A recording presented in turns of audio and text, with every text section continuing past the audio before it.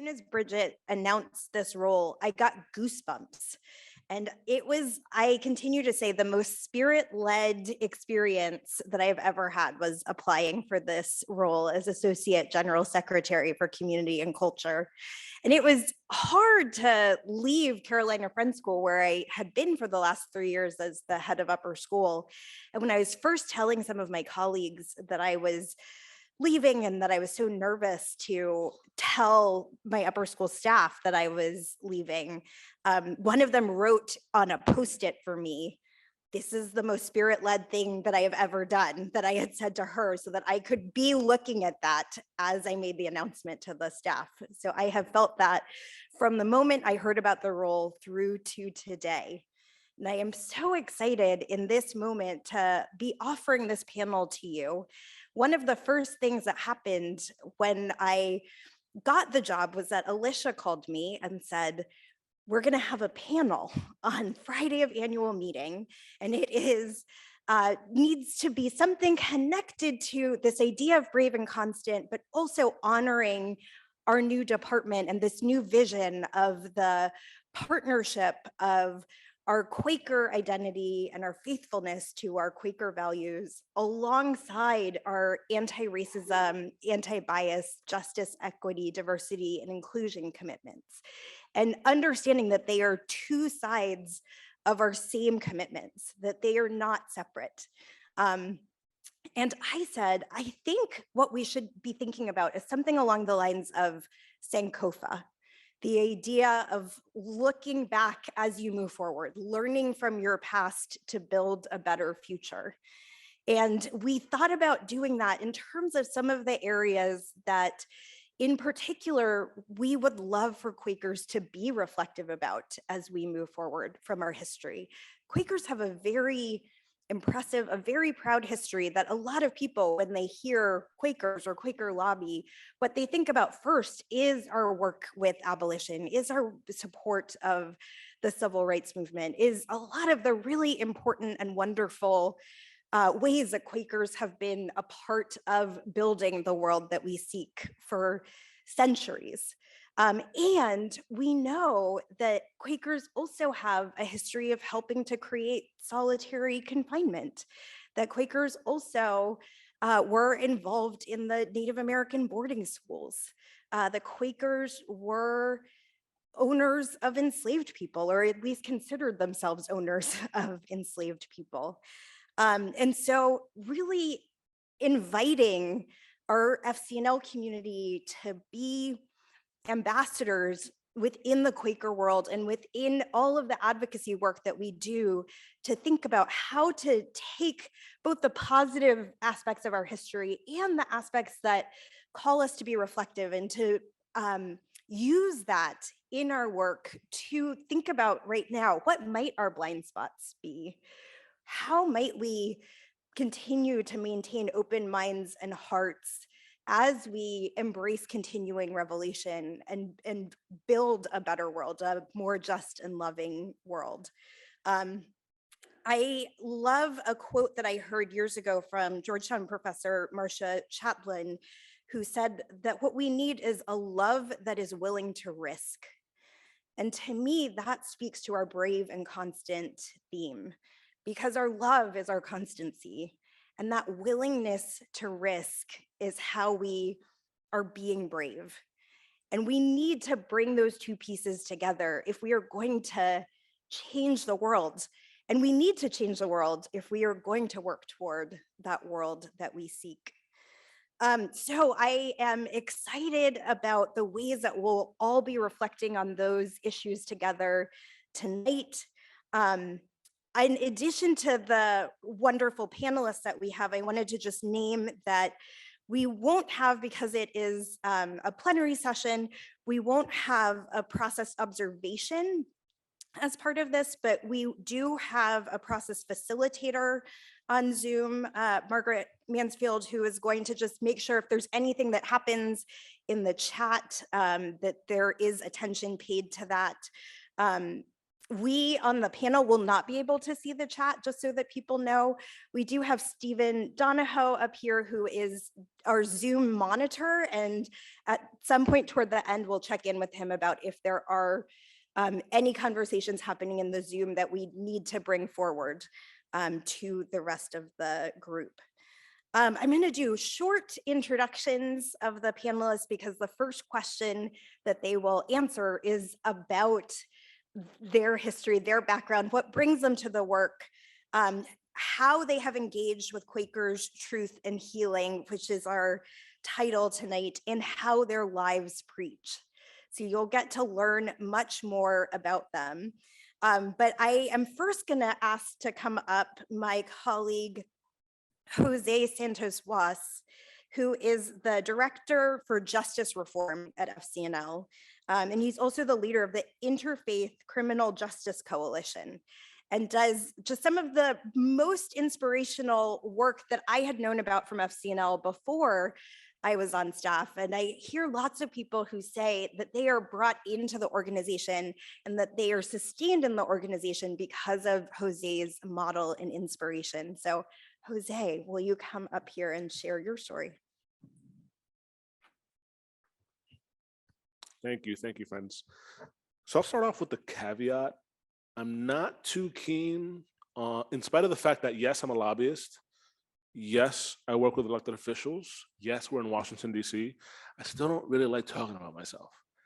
But I think my story is instructive about a lot of things. So I just want to walk you through a little bit about that and lead up to my faith journey. Like Lauren said, my name is Jose, and I'm the son of Dominican immigrants. I actually have memories of watching TV as a kid and not understanding why they're talking that funny language. We only speak Spanish at home. I still only speak Spanish with my mom. So it's a big part of my identity. I'm first generation, and I'm also a Black man in America. I will shock many of you in saying I haven't always known that I'm a Black man in America, which is wild to say because you probably can't be fooled into thinking that I'm anything else. But we were a working class family. Being involved politically and calling a member of Congress wasn't really a part of what we did. I sometimes joke that, well, it's actually not a joke, it's actually the truth. The first time I ever reached out to anyone in my congressional delegation, House or Senate, was when I interviewed in 2011 to work for Senator Menendez. So wasn't really a part of our sphere of what we did. I was raised Catholic, and that was a really big part of my identity. Belief in Christ, going to church, being a good devout person was a big part of our identity. My grandmother would often sing church hymns to me when I was in her house. And I have really beautiful memories of that, including on New Year's Eve. Incense and church hymns, and so that's what I was raised into. Fast forward a little bit, I lived in New York for a good part of my life, but we moved to New Jersey because that's what any good Latina mom does when you're living in New York and you are convinced that your son is going to be a gangbanger. You move to New Jersey, which I will add is the best state. I know I might have some differing opinions, but it's the truth. So there was a period in my life where I just hated all of religion. Not to get into the catalyzing moment of that, but just suffice to say that it was the scandal in the Catholic Church that essentially devastated my view of faith, and I just lost all belief. These are these good, noble, erudite people that preach the gospel, but this is what's happening. This is what they're doing. And for a long while, I just try to be a pretty decent person. That's it. I wasn't exactly sure what my path was going to be, but I knew that I wanted to help people. I went to school in New Jersey at Mount State University. It's Northeast New Jersey. And I eventually got a job as an AmeriCorps member, I was making really big bucks at the time, $11,000 a year, lots of sandwiches. So I was doing work with African refugees, and I did some of the most impactful work I've ever done. Part of that work involved doing interpretation for survivors of torture. So that was intense, incredibly rewarding, powerful work, but tons of secondary trauma. It was really hard to do. I heard things that to this day I would not repeat or say out loud. But I was really fortunate to be able to do that work. I then went on to do work with individuals who are suffering, who are living with HIV/AIDS and dealing with homelessness and other comorbidities, as well as being justice involved. And then I really enjoyed that work as well. But eventually I went on to move to Washington, D.C. Like I mentioned, I interviewed to work in the Senate and I got the job. Short while into my time in DC, I discovered the Unitarians. I was like, whoa, this is unbelievable. I have a gay man and a Black woman ministering to me every Sunday. That's powerful. And there was an issue that came up just with the treatment of the associate minister. And again, I found myself just really deceived by people who are in leadership, people who are supposed to be good, noble, erudite people, teaching love and compassion and the way that Jesus said we should live. And I was just let down again. And this is getting to my faith journey. And there are three main factors that led to me becoming a convinced friend. I had a short stint doing private sector lobbying before I got a fellowship at AFSC. At that point, I was just really enamored and thought Quakers were the best people ever. And I started to learn about Quakers after I got beyond the Quakers are not on the oat box part of the engagement with Quakers. So I just had never met a Quaker, or maybe that I knew of. I've never met a Quaker. And what happened next is I started going to yearly meetings after I came to FCNL, and I just became much more and more taken aback by these people who give so much of their life to improve the world around them. What people say Christians should be, Quakers were actually doing it. And I was like, wow, that's incredible.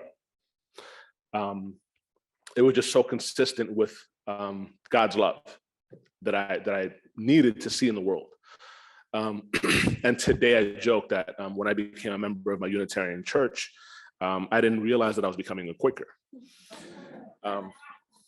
So fast forward a little bit, when I got a little bit into my time at FCNL, I was going through some personal issues and some health issues. And like a good man, I resolved it by just doing more work, just trying to drown it in work. And it got to a point where it was too much. It was just too much. And without getting too much into the details, I just remembered where it just came to a tipping point. And we are all professionals. We're all here to do a job, but I felt like everything just stopped to make sure that I was okay. To the point of Diane Randall just sitting with me and worshiping with me. And that just gave me this calm that I'd never felt in my life, ever. So at that point, I knew that this is the religious community for me, Quakers. To this day, I always sing the praises of FCNL and Quakers. And I remember this friend who, every time that I do talk about how amazing Quakers are, this friend will in a very sober manner just look at me and say, you know, Quakers owned slaves, right? They owned slaves. And it serves as a reminder that this is this amazing, powerful faith, but it's made up of people living in this world built on white supremacy. And even some of the best still need to do internal as well as external work to mend and repair this broken world.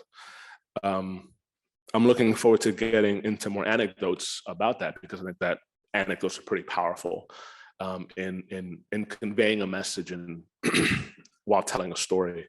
But I'm consistently reminded that we all have a lot of work to do.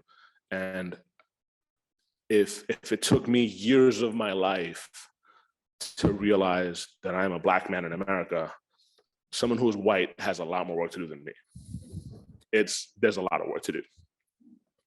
And so I also sometimes feel uneasy saying that I'm a Quaker, because in Quaker terms, it feels like I've been a Quaker for like 6 weeks.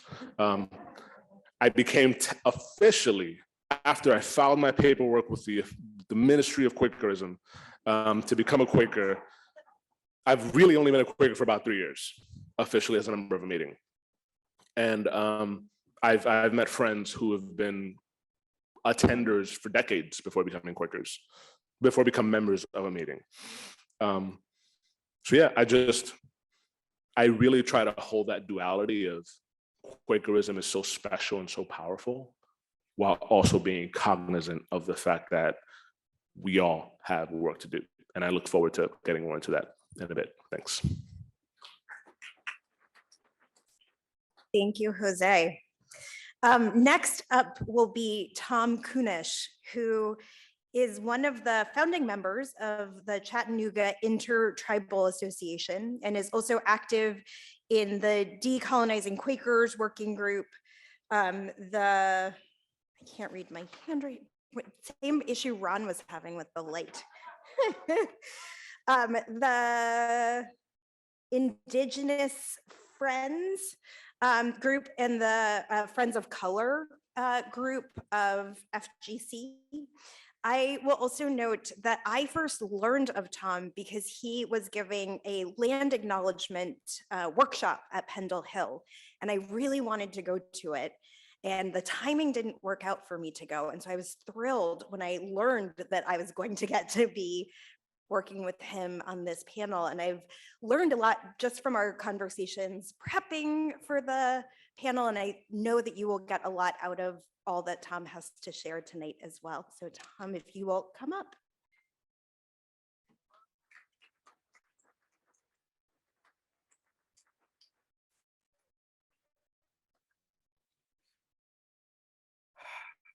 I'm scared. Good evening. It's an honor and a privilege to be with you this evening. I'd first like to recognize my old friend from Chattanooga, Henry Francis, who's here tonight, 5th generation Washington, D.C.er, mentor and sun dancer. So, and I'd like to thank Dove John for helping me with this opportunity. I grew up Catholic too. I have 12 brothers and sisters, Catholic school training all around, and then graduate school in religion 2 times. I was a Navy linguist, and so one of my focuses will be on language tonight. And I'm from central Minnesota. So even though Henry and I were together in Chattanooga and I live over by Nashville, my hometown is about 17 miles east of Lake Wobegon. I think you guys know where that is. To start us off with a little good feeling here in the capital of the new empire, we can think of the USA as the first decolonizer when white Anglo-Saxon Protestant immigrants to Turtle Island started fighting the white Anglo-Saxon Protestant Empire itself in 1776 to obtain independence from Mother England. But we also know that the USA took over the job of growing its own colonies and pushing WASP settlers into and all over Turtle Island. We have that slide of Turtle Island. There we go, beautiful turtle. That's a snapping turtle just coming out of the winter overnight. And that the USA blatantly exempted itself and its sovereign domestic remnant nations from the 1960s United Nations Declaration on Decolonization. This evening, I invite you to consider a decolonizing context for your work as friends with USA legislation, national legislation, using Quaker values from an indigenous perspective. Can you show those two other slides? I want to show something of the background that she mentioned. There's Quakers are colonizers. So just to let you know, this isn't a new idea. This was 2018. And then the next one is 2019. So in order to keep this as short as possible, I'll try to be pretty direct with 3 requests to make of FCNL tonight as a way to center Indigenous friends. Number 1, help Quakers and the US government move away from using racist language. 2, empower Indigenous Quakers to become our own policy agents in this American empire. And 3, begin measuring your input on our imperial policy issues from friends of color directly, and create an explicit affirmative action policy that will increase and track the participation of friends of color in public policy recommendations FCNL makes to Congress. Land acknowledgements are really people acknowledgements, who the original people were who lived here back in the year 1500 or so. Land acknowledgements are a good way for people to learn a little bit of history that American empire has kept hidden from us, and a good way to practice a teeny tiny bit of resistance to the monocultural white melting pot that Europeans established here as a way to eliminate all things indigenous in their new takings. Quakers have played along with American empire very well. A Quaker state, a Quaker breakfast cereal, presidential requests and government money to run indoctrination camps to assimilate indigenous children into Euro-white culture. The problem being that Euro-white Quakerism sided with empire to belittle, demean, and eliminate indigenous people from Turtle Island in politics. Instead of the name of the tribe of people who lived on this area of Turtle Island 500 years ago, I want to acknowledge that we are speaking and hearing this talk in English, a foreign language to Turtle Island, a language of European empire, and that our use of it still contains mistakes and racism, linguistic mistakes and racism that we can and should get rid of. As George Fox stopped tipping his hat in acknowledgement of other men's superior social standing, we should stop tipping our language that affirms false and misleading history, and stop calling people by outsider words. Just a year ago, USA Secretary of the Interior Deb Haaland of the Laguna Pueblo declared the word squaw offensive and derogatory to indigenous peoples, and created a process to review and change bad place names. Bad names have their own English word for them, caconyms, or as some might say, cockonyms. We should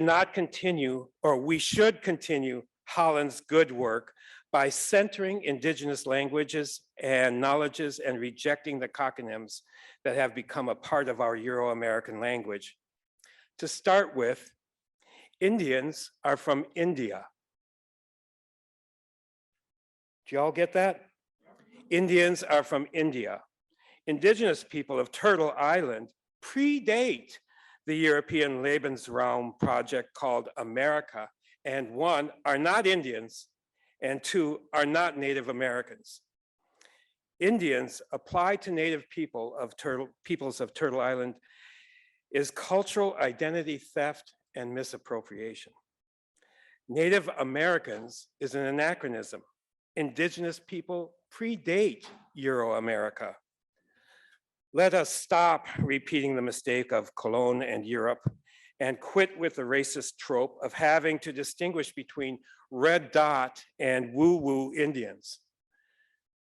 As we get rid of other caconyms in our language, like squaw and redskin, girls for women and the N-word, let us start using native insider words for each other. Lakota instead of Sioux. Ho-Chunk instead of Winnebago. Good names have their own English word for them, endonyms. It's what cultural insiders call themselves, ourselves. Dakota, allies. Ho-Chunk, sacred voice. Let us get rid of 500 years of geographic mistakes and misnomers and stop the cultural identity theft by calling Indigenous people by our own names in our own Indigenous language. 2, it gets better. To center Indigenous friends is to realize that while the Quaker concentration camps to indoctrinate Indigenous youth, did you notice that I use real terms instead of the metaphor, or what do you call it? The euphemism. You know, I don't like that euphemism. I like Quaker, or the concentration camps to indoctrinate Indigenous youth, and the Quakers were involved, did not create new generations of Indigenous Quaker adults as hoped. There are today a few Indigenous friends who find the weekly community of silent sitting meaningful.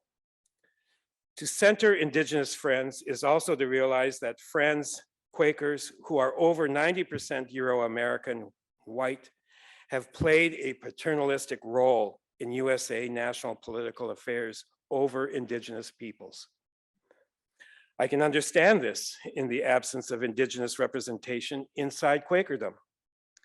But as FGC, for one, commits to becoming an anti-racist institution, we need to remember that negative terms should always have a complementary positive word to go with it. I like to think that anti-racism contains the mandate to decolonize. And did you all receive a card when you came in this evening? Do you have a card? Did you pick it up? Do you look at the cards? There's a little business card on your table. Did you pick it up? It's my little giveaway to you. My thanks for being here this evening. You see that the side that says decolonize? Flip it sideways, and the obverse of decolonize is what? Indigenize. Thank you. There's a political slogan from Old Imperial Latin, which was my second language as a pre-Vatican II altar boy.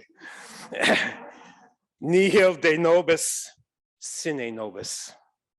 That has found its way into modern disability activism, advocating not only inclusion, but also direction from those with disabilities. It means nothing about us without us. Nothing about us without us. Indigenous friends.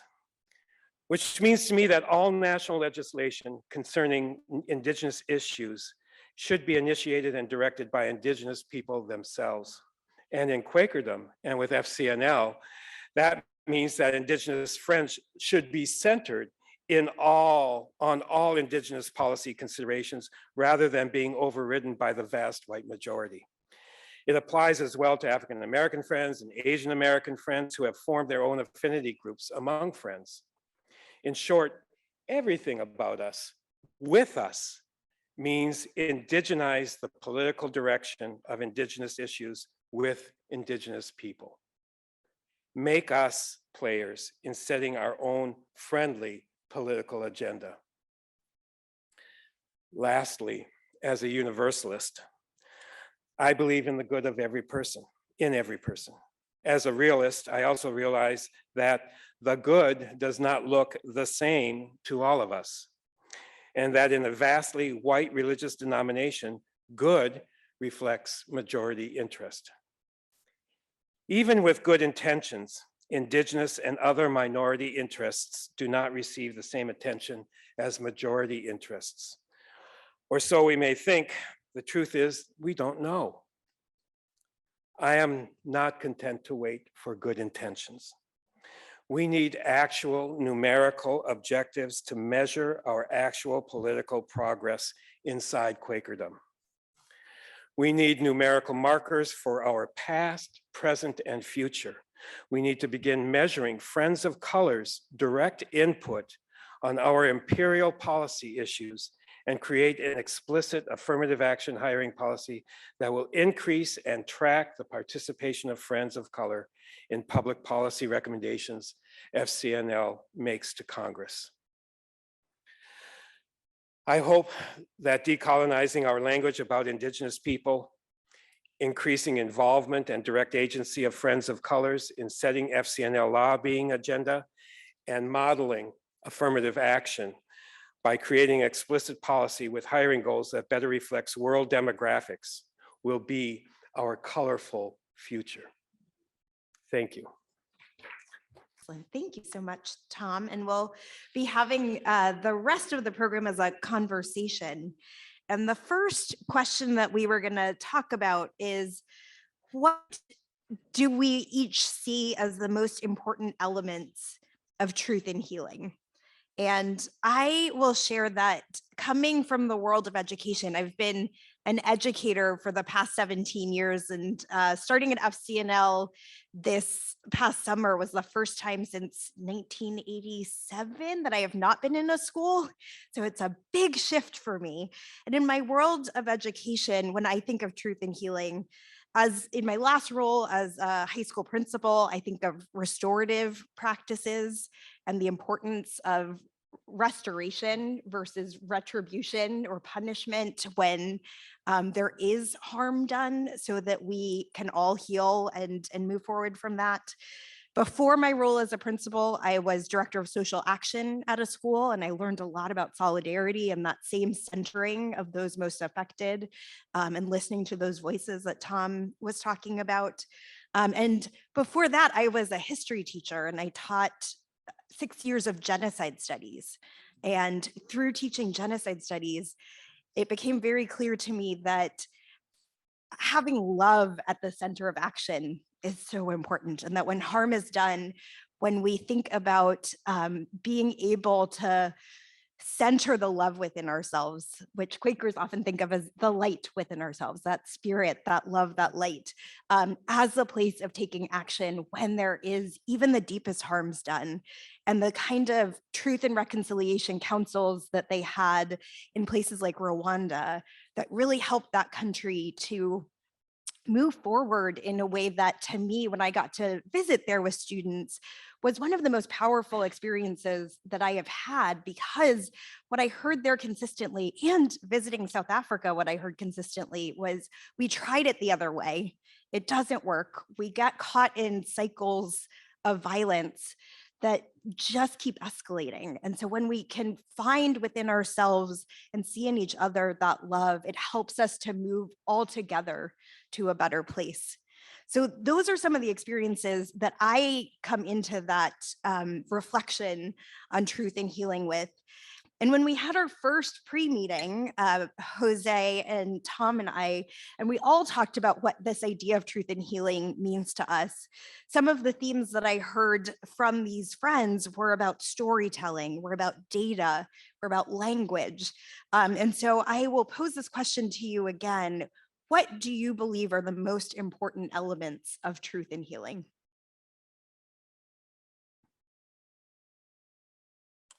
In my work, I use statistics a lot. Less so these days, but especially when I was working on criminal legal system reform, a lot of the numbers that we use help to convey a clear picture. We have about 2 million people in prisons and jails. If you look at our rate of incarceration, we're at about 750 per 100,000. We compare with Russia, who's only at about 640 per 100,000. So we're in bad company. Using these very powerful statistics, you say a lot without using a lot of words or using up a lot of time. But I think what's also equally as important are anecdotes and stories. And that's why your lobbying is so important, because it also connects on a deeper level that can then be followed up with those statistics and really convey a very strong, compelling message. I think a lot about growing up and all these different spheres I had to navigate, like navigating being first generation, not speaking English until kindergarten, growing up with so many different microaggressions, being raised in a country that teaches you as a Black person to feel less than, less beautiful, having less worth, and growing up with that, not having representation, not seeing people reflect, not seeing yourself reflected in TV, not seeing yourself reflected in anything but the criminal element on television, nightly news, movies, whatever. There are a lot of white people who can't relate to that. They can't even understand what that means. To them, they saw a Black president, everything's fixed, everything's fantastic. Look at us, we did it. And it's just not the case. And even conversations that I've had with family friends that leave me pretty dumbfounded, because I have to remind myself, yes, you are a Black person in America, but you have Dominican, you have Puerto Rican to retreat to. You have that safety in Latino, where you can escape from that stain of Blackness that is this country. And that goes back to what I was saying before. We all have a lot of work to do, and there's so many things that we need to unravel at the cultural level, at media, our criminal legal system, how resources are dispersed at all levels of government. There's so much to undo, and a lot of people, especially white people, think that we are more polite now because we don't say the N-word or other ugly racial things. And because we are a country of opportunity, and this is the greatest country ever, there's this myth that we're fine and racism is gone. And that's something that Martin Luther King vanquished with his dream. But that's just not the truth. That's not the case. And I'll just end by saying, because I also think that there's this inclination to say that Democrats are the good ones and Republicans are the bad ones or the racist ones. Either in 1903 or 1906, I don't have the exact year, but the beginning of the Democratic Party platform of Maryland was raising up the stature and prestige of the white race. And that's how the Maryland Democrats wanted to start off their policy. Like, this is a problem that affects everyone, all aspects of the country, all political parties, and it's work that we all have to do. Thank you. Tom?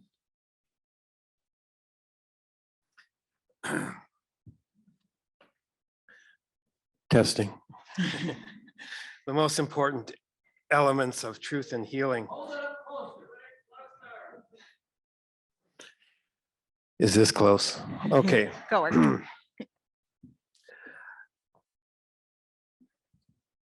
I think land acknowledgements are really good, and that everybody should start with land acknowledgements, recognizing the people and the language that of the land where they live. But land acknowledgements are a good thing and last for maybe good feelings of 5 years, and that you should always be thinking of the next thing to do.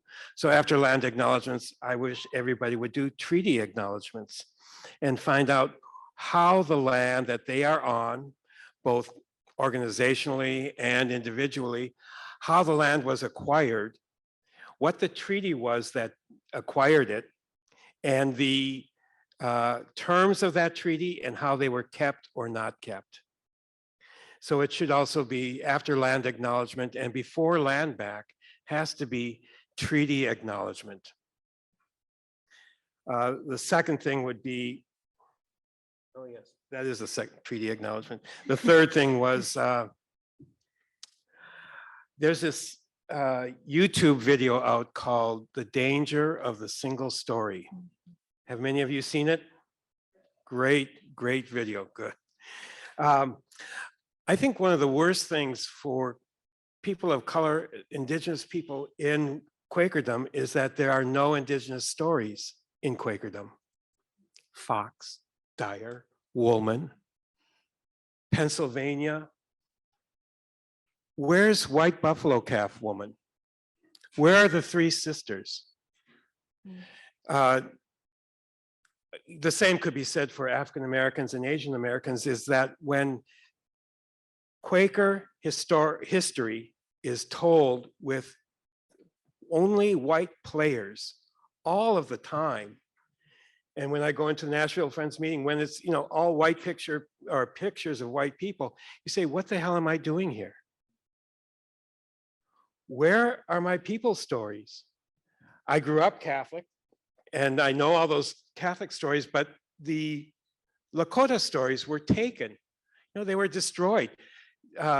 Religious freedom did not come to indigenous people until 1978 with the American Indian Religious Freedom Act, because they were so afraid of native religion. And I think Quakerism has room for native stories. Thank you. Our next question comes out of this idea of the theme of the annual meeting this year, the Brave and Constant theme. And the idea of that can be considered tension, holding the tension with being brave and constant. And we, in our initial conversation, thought that that also connected to the Quaker idea of being prophetic and pragmatic, and that each of those are a kind of tension that Quakers are asked to hold. And it has made me reflect on the very first time that I went to Congress. It was to hear Parker Palmer talk about his book, Healing the Heart of Democracy. And he talks a lot about that idea of the importance of being able to hold the tension, to be able to live in the gray area, to be able to see the both ands, especially in a world and in a country that really wants us to pick sides so often. And so I wonder, how do you understand, how do you envision Quakers being brave and constant, being prophetic and pragmatic, as we think about how to learn from our past in order to build a more just and peaceful future?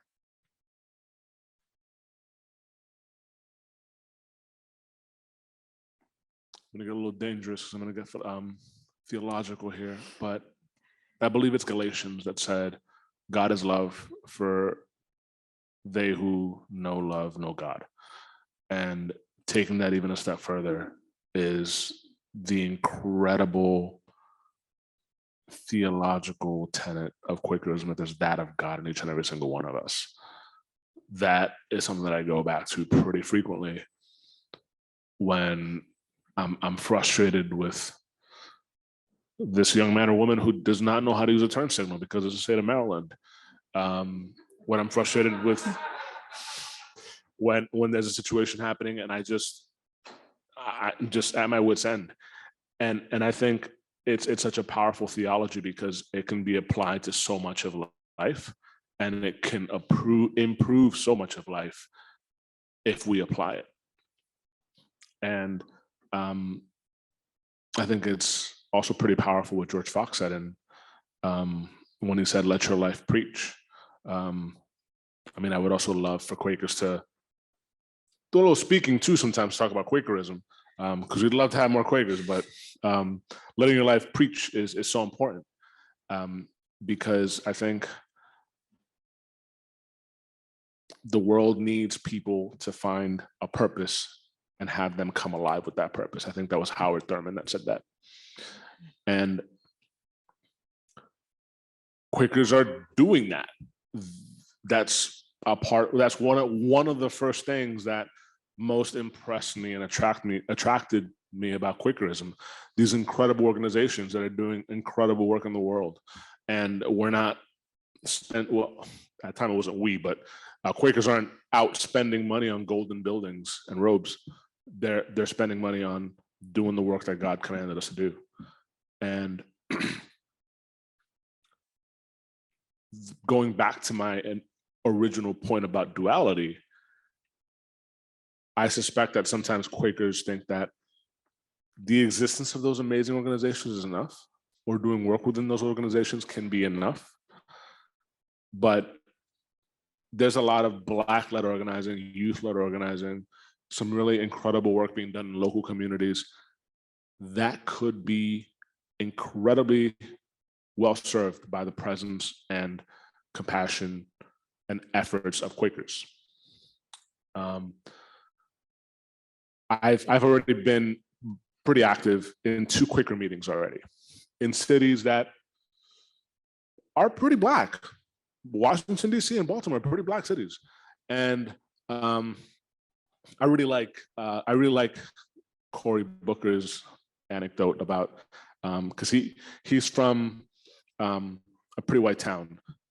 Sometimes it can feel like you're a couple chocolate chips and some vanilla ice cream. So I would love to see more folks that look like me in these meetings, especially where there's such an enormous opportunity of that population in your backyard. I'm not saying it's easy. I'm not putting this at the foot of Quakers only. We live in the society that we live in with these enormous problems, some of which I've touched on. And we're beginning to cure them, not just passing good policies, but the cultural work of educating the youth, the cultural work of deconstructing and breaking down anti-Blackness. This is pretty recent work.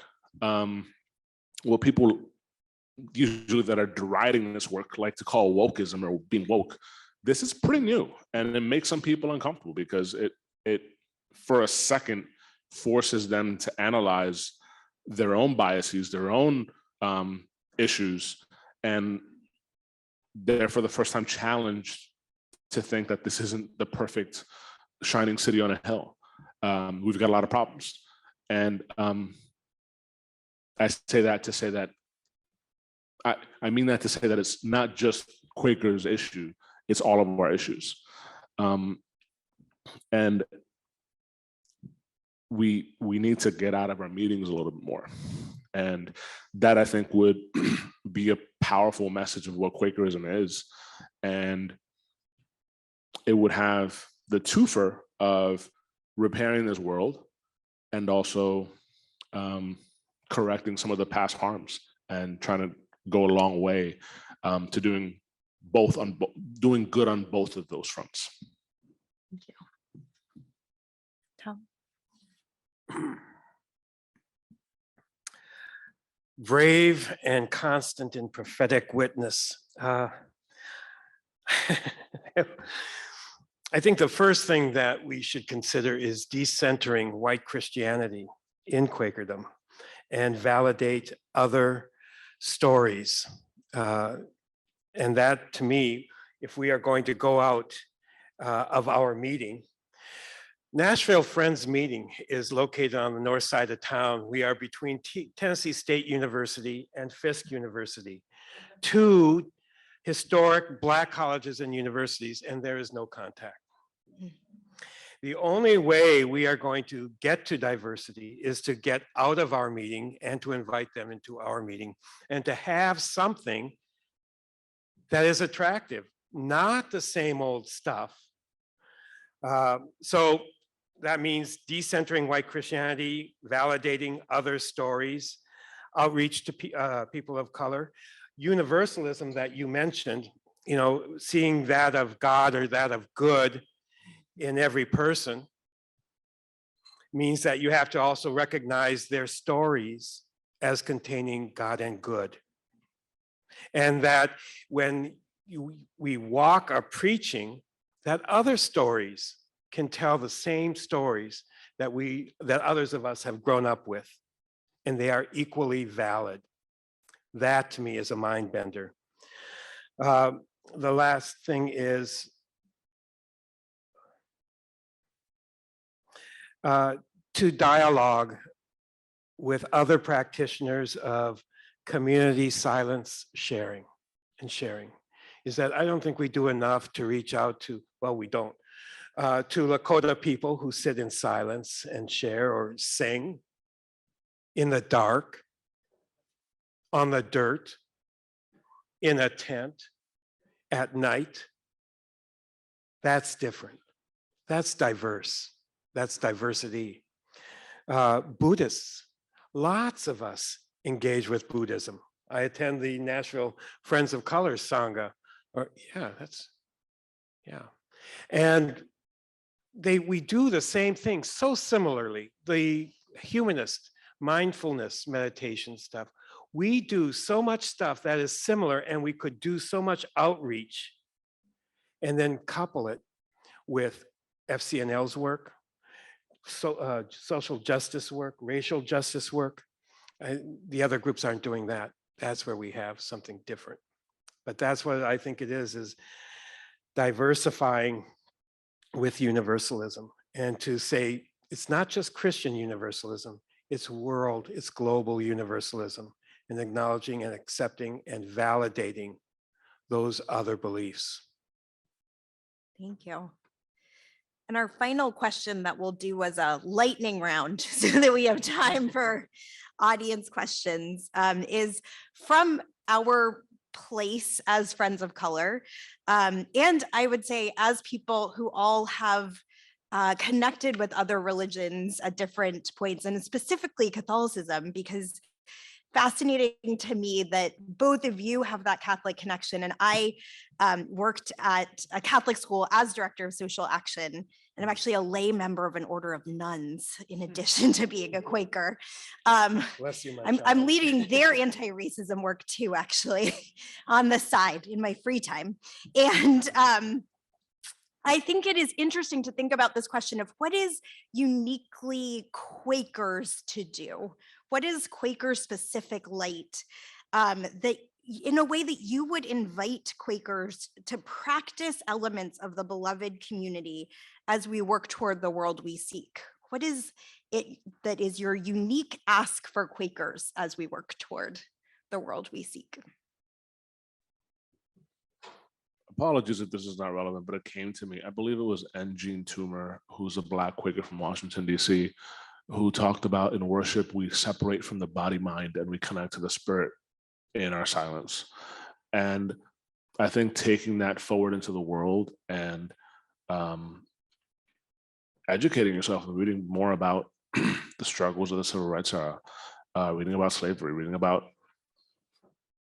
the Harlem Renaissance, just getting to know Blackness. There's just so much. Actually, I would argue most of the cultural touch points on this hemisphere is because of Black people. Music, whether you're in the United States, Canada, or Latin America, Black people, and just educating yourself about how these things play out will go a long way in helping you to be faithful in this message of there being that of God in everyone, and us having all that same inherent worth and dignity, that people who you encounter won't realize that they're not seeing. They're not seeing that same value in other people who don't look like them, and they don't even recognize it. And you have Quakers, being very white, have that ability to have that conversation because it doesn't feel attacking. It doesn't feel like it feels safe because there's somebody who, this is another white person. Hey, white person. I guess that's how conversations go. But you can have conversations that I cannot, and they can probably feel comfortable to say some racist things. And I think good can come of that because we can then have a constructive conversation and repair some of the world in that dialogue. And then the last thing I'll say is African-American Quakers on spirituality, Black Fire, African-American Quakers on spirituality and human rights. I think every single Quaker should read that book. I think I've read it 1.7 times. I've read it once and I go back to it and I think it's incredibly powerful and it's really beautifully written and put together. Yeah, that would be my advice. Thank you. Tom? Oh, sorry, name of that book again, Black Fire, African American Quakers on Spirituality and Human Rights. Hal Weaver, yeah.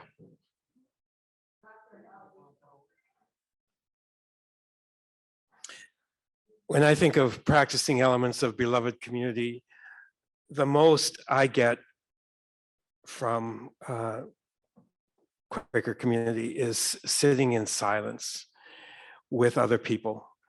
And I would just invite all Quakers to take it outside the safety of our Sunday morning meeting boxes and to sit with other people as Quakers, not as Buddhists or with Buddhists, but also as Quakers, sitting in silence. If you ask, well, there are very few Indigenous friends, but everyone that I have talked to said that the most meaningful thing that any of us get from attending meeting is sitting in silence with other people. And to me, it's stronger than sitting in a Buddhist Sangha with Buddhists. Thank you. Thank you. And I'll share that my invitation would be to be joyfully disruptive. And I heard that I am with Bobby Trace. I'm on the steering committee for the Quaker Coalition for Uprooting Racism. And that was in our icebreaker in our meeting last week. Someone was talking about being joyfully disruptive. And I said, oh, that's exactly what I am. And I am going to own that. And I think about an example of that being when my mother passed away in 2007. It was really when she got diagnosed with leukemia early in that year. I knew I was going to need something in my life to help fill the vacuum that I knew was going to be there. And I started going to meeting more regularly at that point. And I was an attender, but a pretty new attender. And my mother passed away that fall. And my mother, who had not committed to any religion in the time that I was alive, had said that she wanted a Quaker memorial service because she had been connected to Sidwell Friend School and had been to Quaker meetings and had appreciated that. And no one else in my family is Quaker, but I became Quaker through my time as a student and then a teacher at Sidwell. And so she asked if she could have a Quaker memorial service. And I said to this meeting that I was pretty brand new to, could you pull this off for me? Could she have a memorial service here? And they said yes, and they made it happen, and they made it so easy. And I knew at that point that that was going to be my spiritual home. And then a few years later, I was a member of the pastoral care committee and then clerk of the pastoral care committee. And I realized that that was sort of a big deal that they let that happen for me without noting anything about how I was not formally a member of that community. And that to me is such an example of how we can escape from the ways that our processes can keep us in a rigid mindset that does not open our communities up to people like me, who ended up joining the meeting in large part because of that openness that I experienced. And so I think that example can translate into all sorts of other ways of being joyfully disruptive. I think about people in my meeting who will just say, every so often, I just feel like singing in meeting today, and we'll sing in the middle of meeting for worship, and the ways that people can embrace that and not get stuck on, we're not supposed to be singing in meeting for worship, or clapping during business meeting when people feel moved by the spirit to clap. And I think of that too with FCNL when we think about our nominations processes, our priorities processes. What are the ways that we can be joyfully disruptive in building the world that we seek? So thank you for those initial answers, panelists. That was all very wonderful. And we will now turn to our Zoom audience. And Stephen, do you want to share, is there anything that has come forward already that you think is important to bring up? And then also we can probably take 1 or 2 questions from Zoom if people want to raise their digital hand. Excellent, thank you. Yes, in Zoom, the chat has been going a little bit, and there was certainly a lot of support for all of what was said tonight. And one of the things that I thought was really important to bring forward, there was a conversation back and forth about seeing others using words like Native, especially Indigenous folks using words like Native, and not correcting, but thinking about our own language, that this was meant for us to correct ourselves, and wanted to bring that to the forward because I felt that was helpful. It's not for correcting other people necessarily. Yeah. And then the one other point was talking about the way light is used. Dove John brought forward perhaps using the word prayer, holding something in prayer, as opposed to light sometimes. Mhm. Thank you. Any questions from our Zoom audience? Don't hold back. This is the fun part. I love questions. And we can offer questions in our in-person audience. And if there are questions on Zoom, we can always return to those. Do we have any questions from the audience in the room? Hanmitaki api chante washte nampe chiuzi api Rachel Overstreet and Machi api Atewaye Nathan Overstreet and Nawaye Kelly Hutchinson. Hi, my name is Rachel Overstreet. I come from the Choctaw Nation of Oklahoma, but I was born and raised in South Dakota, which is Oceti Sakowin territory. And I'm currently the president of Tioshbaye Native Student Council, which is a Native-led organization at the University of South Dakota. I also work as an advocacy core member for FCNL. I really appreciated everyone's insight today. My question was, as someone who has experienced some microaggressions, unkind words, things that hurt me, how do I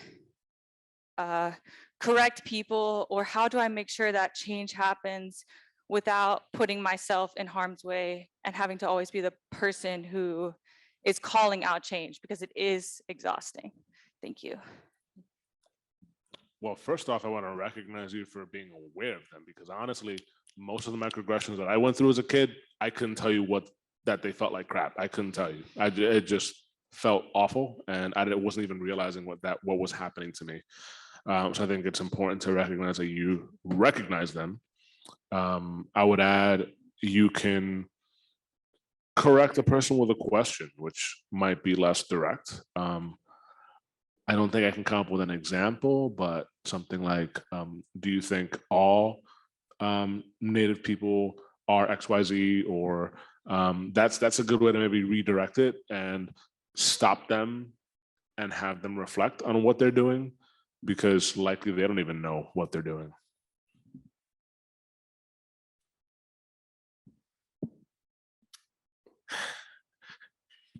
Did you hear that, Lakota? Thank you, Rachel. To you too. I just find it exhausting, and I can't do it in a big way. You know, I hear the word Indian used all the time, especially here, Indian Affairs in the state of Tennessee. It's everywhere. My sisters use it. They're engaged in Native policy setting here in Washington and in Minnesota. And I start swearing like a sailor. It's too much. And I don't do it.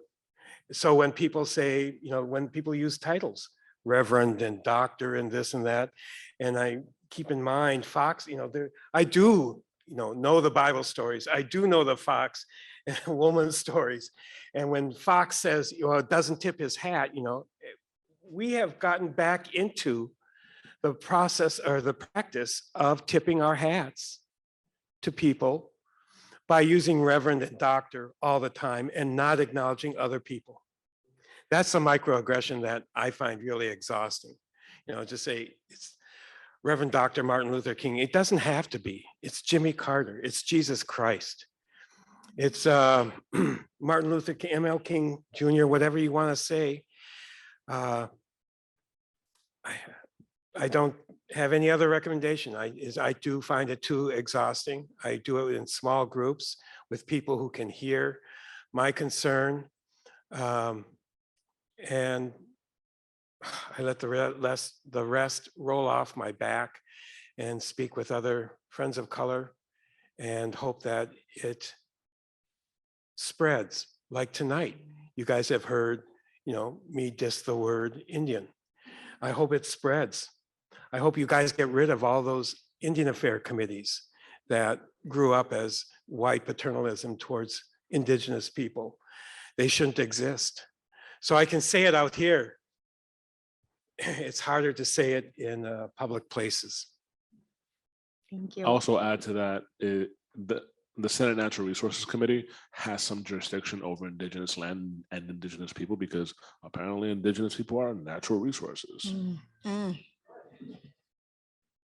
I just wanted to also add, I think as many people as can be empowered as activist allies, the better. So if there's the opportunity at your school to get microaggressions training for people, to encourage the school to do that, that would be great. It is something that our governors are invited into at FCNL, that the staff have all done trainings on, and that often when you know that the people around you are going to have your back in those times, I think that really can help to take the pressure off. And so finding opportunities for that kind of empowerment in all of our communities. And I think that's something else people can take back to their meeting communities, is what kinds of trainings can people get so that it's not the people of color, the people who are on the margins or disempowered for a variety of reasons that are having to speak up,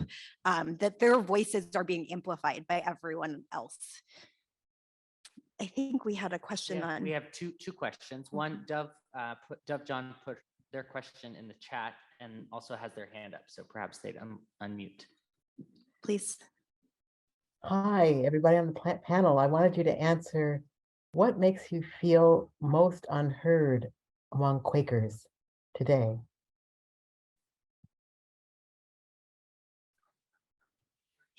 Wow, that's a good one.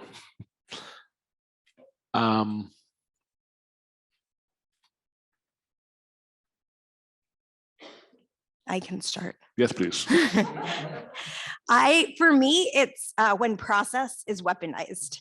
I think Quaker process at its best is absolutely liberating and is something that helps everyone's voice to be heard, and should be a tool for equity. And it is often not used that way and can be used as a way to silence people. And so that is one of the ways, Quaker process is one of the ways that I hope we can be thoughtful about how we are joyfully disruptive. I actually came up with one that is a little similar. I don't want to get too much into detail because I don't want to get too much into the details because I don't want people to feel bad, and this is being recorded.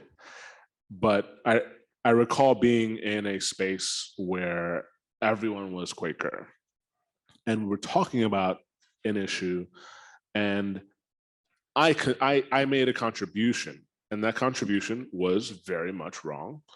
And that's fine. We can't all know everything, and I certainly don't know everything about Quakerism. And at the very moment that I stopped speaking, everyone laughed. I think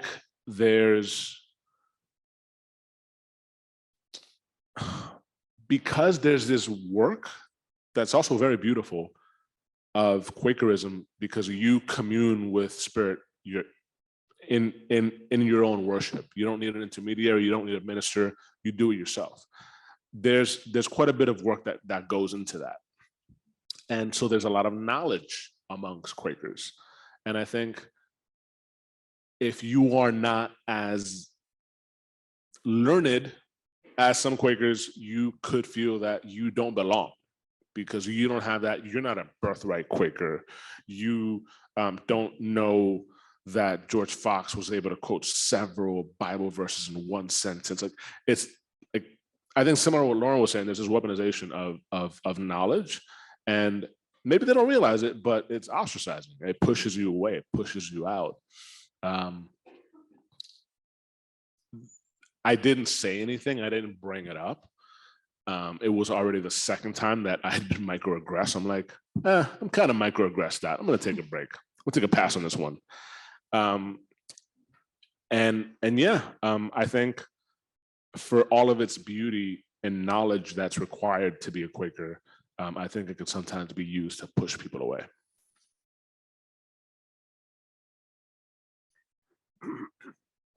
What makes me feel most unheard is the solitude and the isolation of Indigenous friends, that there are so few.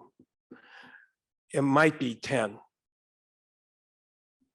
After a history of 20 years of running a concentration camp, a friendly concentration camp for Indigenous kids, no, there are no people who have inherited Quakerdom from that. Quakerism, practice it, it's gone. So the solitude and isolation and the focus on all white history, all English history, all white Anglo-Saxon Protestant history, and nothing, now there are, African-American stories, histories, Vanessa July's stuff. That makes me feel really good, but the solitude. And I think we're at time. I see Joan's, maybe Joan, is it Joan? I think I can see the word Joan down there. If you could just speak your question aloud so that we can hear it, and then potentially we'll take 1 minute to see if we can share. I think your stories have been very powerful, and I think you've probably influenced most of us to change our attitude at least a bit. And I think the stories of people of color and other cultures are powerful. But my question is, how can we encourage people to share their stories more in our local communities so that you're absolutely right. White people just plain don't get it usually. They just don't get any experience other than their own, and they think slavery's over with, that happened a long time ago, get over it. That's just kind of the attitude. The wars with the Indians, I'm using that word, were a long time ago. It's over it, get over it. And that's what we hear and what over and over and over. But I think the stories of people who are living right now are powerful. How can we create the opportunity for sharing those stories, and how can we give people the courage to share those stories in our local communities?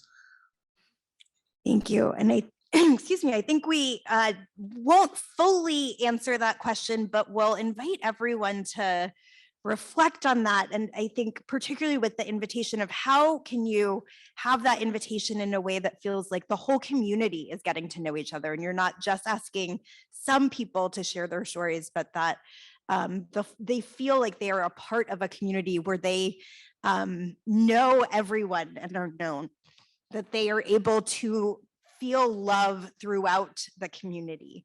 And I think that often is our window in. So with that, I'm going to say thank you. Thank you.